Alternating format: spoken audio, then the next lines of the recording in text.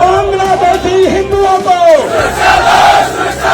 घुसपैठियों को भगाओ। कि एक मुसलमान हमारे एक हिंदू को मारेगा, हम 100 मुसलमानों को मारेंगे।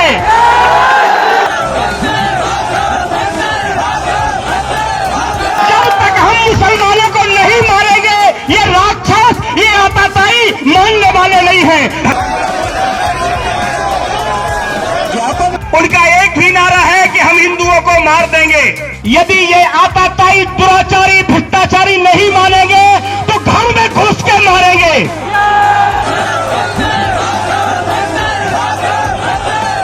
बांग्लादेश में हिंसा हुई, तख्ता पलट हुआ। उसके बाद खबरें आई कि वहाँ के अल्पसंख्यक हिंदुओं के ऊपर बहुसंख्यक मुस्लिम समुदाय के चरमपंथियों के द्वारा हमला किया जा रहा है। यहाँ हमारे देश में लोगों की भावनाएं आहत हुई और सबसे पहले मुख्य पृष्ठ पर प्रथम दृष्टा निकलकर कौन सामने आए? वहीं धर्म के ठेकेदार। क्या कहा? चुन चुन कर मारेंगे। बांग्लादेश के घुसपैठिए जो इस देश में रह रहे हैं उनको हम यहाँ से भगाएंगे। वहाँ के बांग्लादेश के हिंदुओं के साथ जो वहाँ के मुसलमान कर रहे हैं, बांग्लादेश के रोहिंग्या घुसपैठियों के साथ जो हिंदुस्तान में रह रहे हैं उनके साथ हम करेंगे वहीं सलूक। उसके बाद लठ लेकर पहुंच गए पिंकी भैया और दक्ष चौधरी जैसे लोग। क्या दिखाया कि देखिए ये रोहिंग्या हैं, ये बांग्लादेशी हैं, उनको लठों से तोड़ा गया। कागज़ बिनने वाले, कूड़ा चुगने वाले उन लोगों को लठों से तोड़कर माँ बहन की गाली दी गई, भगाया गया उनको। और एक संदेश ये दिखाने की कोशिश की गई, अगर बांग्लादेश में हिंदुओं के साथ ये हो रहा है तो वैसा ही सलूक हम भारत में मुसलमानों के साथ करेंगे। ये कहने को तो रोहिंग्या बांग्लादेशी घुसपैठिए कहते हैं, लेकिन उस पूरे मुद्दे को भारत के मुसलमानों के ऊपर लाना था। और जब जांच हुई तो पता चला कि पिंकी भैया और दक्ष चौधरी के ऊपर एफआईआर दर्ज हो रही है। वो भागे भागे फिर रहे हैं। पिंकी भैया को गिरफ्तार कर लिया है, दक्ष चौधरी अरेस्ट देने जा रहा है। क्यों? क्योंकि जिनके ऊपर हमला किया वो भारत के मुसलमान थे, बाहरी मुसलमान नहीं थे। ये मकसद अब इनको पूरे मुसलमानों तक लेकर जाना है। स्थिति यहाँ नहीं है पिंकी भैया, दक्ष चौधरी या दिल्ली गाज़ियाबाद के एरिया तक केंद्रित नहीं करना। इस ज्वाला को ये लोग पूरे देश में लेकर जाना चाहते हैं और विशेषकर जिन राज्यों में चुनाव है वहाँ तो इसका बिगुल इनको बजाना ही है। महाराष्ट्र, हरियाणा से लगते राजस्थान और भी कई जगह से ऐसी तस्वीरें आ रही हैं कि ये धर्म के ठेकेदार आम हिंदुओं को बरगला करके, उनकी भावनाओं के साथ खिलवाड़ करके उनको रोड के ऊपर ला रहे हैं, हेट स्पीच दे रहे हैं, इस देश के मुसलमानों के प्रति खुला आगाज कर रहे हैं हिंसा का। राजस्थान में लेकर चलता हूँ। बालोतरा एक जगह है राजस्थान में, यही बालोतरा वो जगह है, थोड़ा संवेदनशील इलाका। जब कन्हैयालाल हत्याकांड हुआ था उस समय पर भी यहाँ बड़ी संख्या में प्रदर्शन हुए थे, तो इसी जगह को चुना गया। बैनर लगाया गया, आपके स्क्रीन पर देख लीजिए, सरव हिंदू समाज का। कि देखिए, अगर हम विश्व हिंदू परिषद और बजरंग दल जैसे संस्थाओं के अंतर्गत इस आयोजन करेंगे कि बांग्लादेश में हिंदुओं के ऊपर आक्रमण हो रहे हैं, हम आवाज़ उठा रहे हैं, सभी हिंदू भाई एकजुट होकर आइए, तो लोगों को पता चल जाएगा कि आयोजनकर्ता चड्डी गैंग वाले हैं और सजग हिंदू अपने आप को किनारा कर लेंगे, क्योंकि उनको पता है ये राजनीति से प्रेरित है। भाजपा के तलवे चाटने के लिए राजनीति उसी पटकथा पर चलाने वाले लोग हैं, अपना इस्तेमाल करेंगे, इसलिए अलग हो जाओ।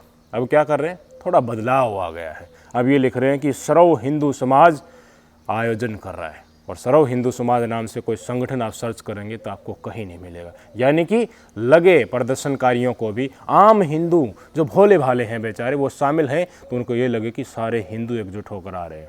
लेकिन उन सभी हिंदुओं को एकजुट करने वाले लोग यहीं चड्डी गैंग वाले और वहीं चरमपंथी हैं। बालोतरा में क्या हुआ? ऐलान किया गया कि देखिए पूरे बालोतरा का बाज़ार को बंद किया जाएगा। बंद करने के बाद रैली निकाली गई, एक जगह बताई गई पहले कि इस जगह पर आपको इकट्ठा होना है। वहाँ इकट्ठा होकर भाषणबाजी दी गई, हेट स्पीच दी गई। वहाँ से फिर पूरे मार्केट से होते हुए, गलिए से, नुक्कड़ से होते हुए जिला मुख्यालय तक ये पूरी की पूरी लोगों का जन सैलाब पहुँचा। और वहाँ पर जो प्रधानमंत्री और राष्ट्रपति के नाम ज्ञापन सौंपा उसको पढ़कर भी सुनाया गया। सबसे पहले तो बालोतरा के एक हनुमंत धर्मशाला है, वहाँ पर इकट्ठा हुए और एक धर्म के ठेकेदार चरमपंथी धर्मगुरु ने जो लफ्ज़ बोले वो सोशल मीडिया पर ज़बरदस्त तरीके से वायरल हो रहे हैं। और जो मैंने आपको शुरुआत में बताया था, इनकी नफ़रत की फैक्ट्री जिस दिन खुलने वाली थी उससे पहले ही मैंने बता दिया था कि बांग्लादेश के मुसलमान वहाँ के हिंदुओं पर हमला कर रहे हैं। ये सारा का सारा प्रकरण, ये नफ़रतबाज चिनुंदा चड्डी गैंग संघी लिब्रांडू किसके ऊपर ले आएंगे? भारत के मुसलमानों के ऊपर ले आएंगे। भारत के हिंदुओं को दिखाएंगे कि देखिए कोई भी मुसलमान उफ नहीं कर रहा है इस देश का, अगर वहाँ बांग्लादेश में हिंदुओं के ऊपर हमले हो रहे हैं तो। इन धर्मगुरु का नाम तो पता नहीं, लेकिन सर्व हिंदू समाज का बैनर तले इन्होंने काफ़ी लोगों को इकट्ठा किया। आम हिंदू समाज के नौजवान लोग भी आ गए, आम आ जाते हैं कि हिंदुओं के ऊपर हमला हो रहा है, भावना आहत हो रही है, हम भी आ जाएंगे, आप भी आ जाएंगे अगर आप हिंदू समाज से हैं। अगर मुस्लिम समुदाय के फ़िलिस्तीन में इजराइल हमला कर रहा है तो मुस्लिम समुदाय के व्यक्तियों की भी भावना आहत होती है। काफ़ी बार उन्होंने फ़िलिस्तीन को लेकर बोला भी है, उनके जनप्रतिनिधियों ने भी बोला है। ये होता है, ये भावनाएँ होती हैं। इनका एक तरीका होता है कि देखिए हम उनके साथ खड़े, उनके साथ अत्याचार हो रहे हैं। लेकिन यहाँ तरीका थोड़ा अलग है। यहाँ तरीका संघी लिब्रांडू तय करते हैं कि आवाज़ कैसे और किन के मध्य और किस तरीके से उठाना है, और वो तरीका जानकर आप चौंक जाएंगे। उसके नतीजे क्या होंगे, उस भयावह तस्वीर को आप आज सोच लीजिए। क्या कहा इन्होंने? हज़ारों हिंदू, आम हिंदुओं को इकट्ठा कर लिया बैनर तले और कहा कि वो मतलब समझ जाइए किसके लिए इस्तेमाल कर रहे हैं। क्या कहा इन्होंने? अगर वो एक हिंदू को मारेंगे तो हम 100 मुसलमानों को मारेंगे। जब तक हम मारेंगे नहीं, ये आताताई यूं मानने वाले नहीं हैं। ये 5-5 बार अल्लाह अकबर यानी कि नमाज पढ़कर जो संदेश दे रहे हैं, आप उसको समझ नहीं रहे हैं। ये हिंदुओं को मारने का खुला ऐलान कर रहे हैं। मैं आप लोगों से सिर्फ एक ही आग्रह करना चाहता हूं, आज सीधा खुला चैलेंज करता हूं मैं कि एक मुसलमान हमारे एक हिंदू को मारेगा, हम 100 मुसलमानों को मारेंगे। जब तक हम मुसलमानों को नहीं मारेंगे, ये राक्षस, ये आताताई मानने वाले नहीं हैं। बच्चियों को सबक सिखाना पड़ेगा। 5-5 बार वो हमें आगाह करते हैं, दिन में 5 बार अल्लाहू अकबर कह करके आगाह कर रहे हैं, फिर भी आप सचेत नहीं हो रहे हो। सचेत हो जाओ। वो साफ साफ कह रहे हैं, उनका एक ही नारा है कि हम हिंदुओं को मार देंगे। हिंदुओं को क्या आप बलि की बेदी पर चढ़ जाओगे? और इसके बाद आगे जो इन्होंने कहा वो इससे भी भयावह है। बता दिया, लोगों को ये दिखाने की कोशिश की, आम हिंदू जिनके दिमाग में ये नफ़रत घुस रही है, जिनको ये नहीं पता कि इस कर्मकांड के बाद उसका नतीजा क्या होने वाला है, उन लोगों के आगे क्या परोसा जा रहा है, वो सुनकर आप आश्चर्यचकित रह जाएंगे कि ये अगर ऐसे नहीं मानेंगे, ये कौन है आप समझ लीजिए। ये अगर ऐसे नहीं मानेंगे तो हम घर में घुसकर मारेंगे, ईंट का जवाब पत्थर से नहीं सिलाओ से देंगे। ये एक बार मारेंगे तो हम 100 बार मारेंगे। जितने भी हिंदू हैं, एक हिंदू 100 मुसलमान पर भारी पड़ना चाहिए। मैं आप लोगों से कहता हूं, हमें जागना होगा। और यदि ये आताताई दुराचारी भ्रष्टाचारी नहीं मानेंगे तो घर में घुस के मारेंगे। इस ईंट का जवाब अब पत्थर से नहीं सिलाओ से दिया जाएगा। तुम एक मारोगे, हम 100 मारेंगे। इसका क्या नतीजा निकलेगा? जिन आम बेचारे हिंदुओं को सर्व हिंदू समाज के बैनर तले इकट्ठा कर लिया गया, भावनाओं के साथ खिलवाड़ करके एक मंच के ऊपर सुनियोजित तरीके से ले लिया गया, उनके दिमाग के अंदर क्या ढूंसा जा रहा है, क्या बताया जा रहा है? बात तो करनी थी वहाँ के बांग्लादेश के हिंदुओं के ऊपर आक्रमण जो हो रहा है उसके लिए आवाज़ उठाना, सरकार के पास अपना आवाज़ भेजना, एकजुटता दिखाना शांति प्रिय तरीके से कि सरकार आप कुछ कदम उठाएंगे, लेकिन हम उनके घर में घुसकर मारेंगे। एक मारेंगे तो 100 मारेंगे। कहाँ घुसोगे? किसके घर में घुसोगे? बांग्लादेश जाओगे या हिंदुस्तान के मुसलमानों के घर में घुसेंगे? इनका कहने का मतलब आप अच्छी तरीके से समझ चुके हैं। एक ज़मीन तैयार कर रहे हैं और ज़मीन के लिए कारतूस कौन? इस देश के आम हिंदू। उनको चलाया जाएगा, उनको उनकी भावनाओं के साथ खिलवाड़ करके एक शॉर्ट टर्म में ऐसा भड़काया जाएगा कि देखिए ये हो रहा है, आपको ये करना है और ये करने के लिए इस रास्ते से गुजरना है। समझ रहे हैं ना बात? भाई साहब, इन धर्मगुरु की अगुवाई आप देखिए, पूरी यात्रा में ये लोगों के आगे आगे चल रहे हैं। इन्हीं ने भाषण दिया है, इसके बाद ये कलेक्ट्रेट तक पहुंचते हैं, वहाँ भी लीड कर रहे हैं। मुख पर मंद मंद मुस्कान है, मानो आज इनका जो आयाम था, जो संकल्प इन्होंने मन में संजोया था, वो पूरा हो गया हो। ये औरों को कह रहे हैं, पहले खुद क्यों नहीं जाते? चले जाइए ना बांग्लादेश, और वहाँ जो मुसलमान कर रहे हैं उनसे प्रत्युत्तर में अपने हिंदू भाइयों की रक्षा कीजिए। लेकिन नहीं, मकसद वो नहीं है। मकसद ये है कि इस देश के हिंदुओं को भड़काना और इसी देश के मुसलमानों के साथ भड़काना। कुछ ऐसी एक भी घटना को अंजाम दे, फिर ये रोड के ऊपर बैठ जाएंगे, प्रदर्शन करेंगे। हिंदू समुदाय के लोगों की भी हानि हो, जान माल का नुकसान हो, वो इनके लिए फ़ायदेमंद होता है। इनका मकसद अगर आप ढूंढेंगे तो कहीं ना कहीं यही देखने को मिलता है। मैदान तैयार कर दिया, बता दिया, जो दिमाग में घुसाना था वो घुसा दिया, और उसके बाद संकल्प ले लिया इस व्यक्ति ने कि आप आज संकल्प लीजिए यहाँ जाने से पहले कि अगर मुसलमान कोई भी प्रतिक्रिया करते हैं तो हम उसका जवाबी प्रतिक्रिया, जवाब उसका ईंट की बजाय पत्थर या शिलाओं से देंगे। और आज एक सभी लोग संकल्प लो, हाथ उठा करके, सभी लोग हाथ उठा करके संकल्प लो, आज के बाद कोई भी मुस्लिम हमारे हिंदुओं के खिलाफ कोई भी प्रक्रिया करेगा तो उसका मुंह तोड़ जवाब दिया जाएगा। बोलो भारत माता की, भारत माता की। हो गया ना काम। ये राजस्थान की तस्वीरें हैं, और ऐसी ही तस्वीरें महाराष्ट्र से आ रही हैं, ऐसी ही तस्वीरें हरियाणा से आ रही हैं। वहाँ से ही क्यों आ रही हैं?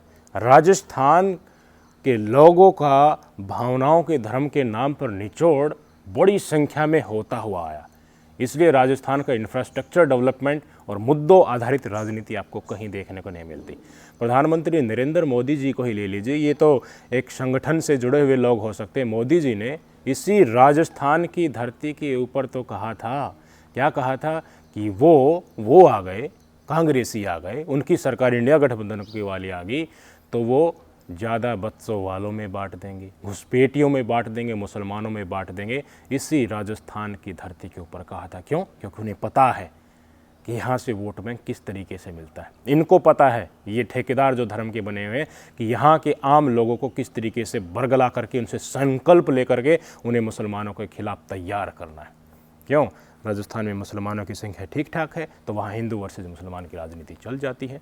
कई जगह ऐसी हैं जहाँ पर मुसलमान है ही नहीं, वहाँ पर ना तो ये संगठन दिखेंगे, ना ये यात्राएं दिखेंगे, और वहाँ इनके हिंदुत्व की भावनाएं आहत होती नहीं दिखेंगी। इनको यहीं ड्रॉप किया जाता है जहाँ ऊपर से आदेश आकर के धरातल पर उसको इम्प्लीमेंट किया जा सके।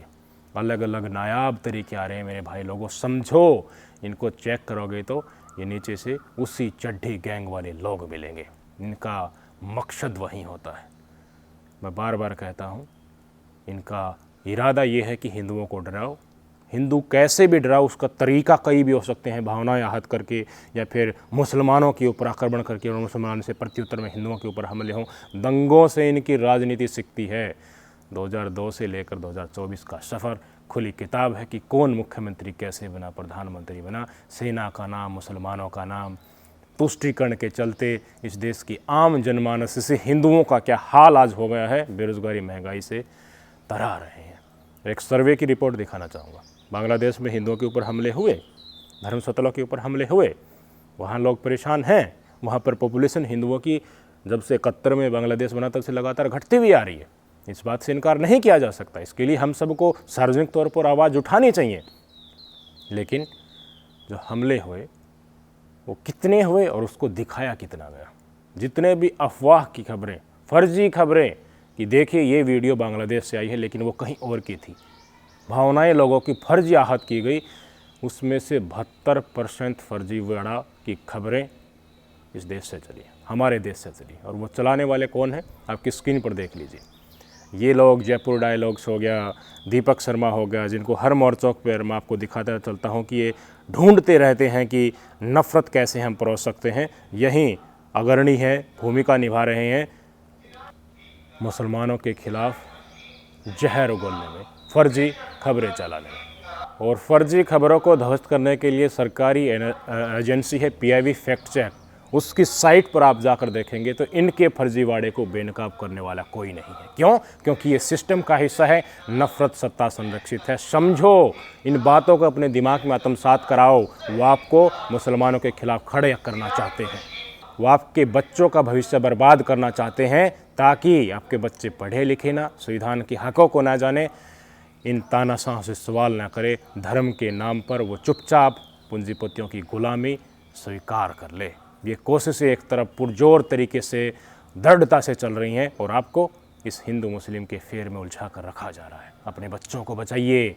इन जैसे आयोजन में वो जा रहे हैं तो क्या सीख कर आ रहे हैं, उनके दिमाग पर क्या बीत रहा है, विचार कीजिए। सभी हिंदू भाइयों से मैं प्रार्थना कर रहा हूं कि आपके बच्चे कहाँ जा रहे हैं, घर से निकल करके सचेत हो जाइए। इनके संपर्क में आते ही वो कब किस घटना को अंजाम दे देंगे आपको बाद में पता चलेगा और पश्चाताप के अलावा कुछ नहीं रहेगा। आज समय सजग होने का है। हम बहुत डिजिटलाइज में आगे की तरफ बढ़ रहे हैं, तो बढ़िए सजग तरीके से भी अपने आप को जागरूक करके इनके जाल में मत फंसी। राजनीति इस्तेमाल करके फेंक देती है। आज दक्ष चौधरी बिल बिलाते हुए रो रहा है ना, कल को आपके बच्चों को भी ऐसे न रोना पड़े और ये ना कहना पड़े कि मेरे जैसा काम जो मैंने किया है वो कोई मत करना। क्यों? क्योंकि एक एजेंडा में ये आम लोगों का इस्तेमाल करते हैं और जो बलि चढ़ते हैं वो फंसे जाओ, जेल में सड़े जाओ। इनको कोई मतलब नहीं होता। इसलिए सजगता में ही भलाई है। ध्यान रखिए। नमस्कार।